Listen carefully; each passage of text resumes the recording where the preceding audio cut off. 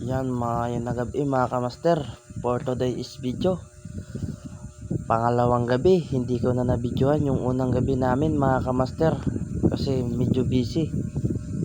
Yan mga kamaster, at nakapag video tayo ngayon. Yan si kamaster, dahan-dahan nilahin yan mga kamaster. Maliit lang kasi yung tansi natin mga kamaster, at yung kawil natin local lang yan. Estimated nyo to mga 20 kilos to mga kamaster. Kanyang ganyan, dahan-dahan nilahin ni kamaster.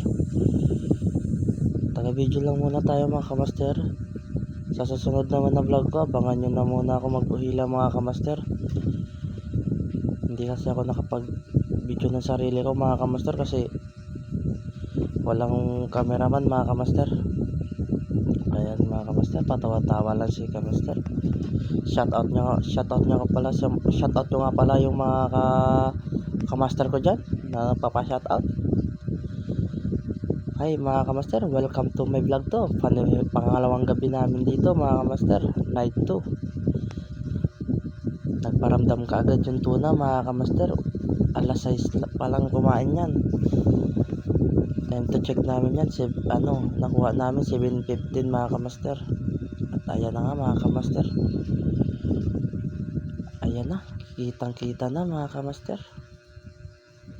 Ayun, nabasa pa yung cellphone ko nito mga kamaster, at nalagay ko sa pitcher na may lamang tubig mga kamaster. Pero medyo okay naman mga kamaster. Medyo malabo lang yung camera natin mga kamaster.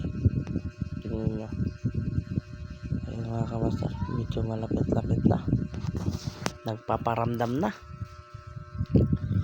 at nagpapakuha na talaga mga kamaster.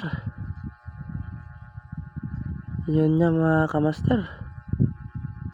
At yan si kabisi humahawak ng ganso. Gagansuhin niya yung tuna mga kamaster.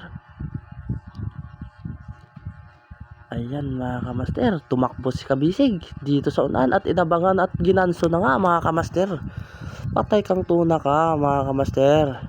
At pinukoy-pukoy ko mga kamaster para masayuran ninyo kung paano pumatay ng tuna mga kamaster. Pero pukpok lang yan sa ulo mga kamaster. Yan na mga kamaster, mga 20 kilos niya. Hanggang dito na lang yung video natin mga kamaster. Abangan nyo na lang sa night 3 natin mga kamaster. At salamat sa mga nanonood dyan ng mga video ko. Thank you for watching.